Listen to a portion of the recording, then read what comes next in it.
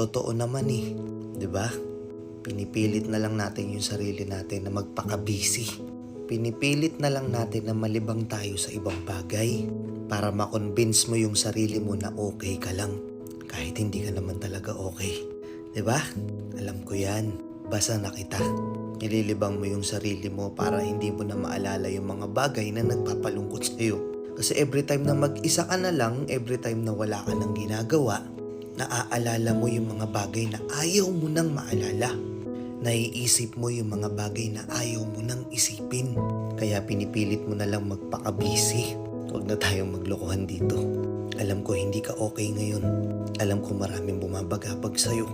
Pero kahit anong mangyari, naniniwala ako na kung ano man yung bigat na dinadala mo, malalampasan mo yan. Parte lang yan ng buhay.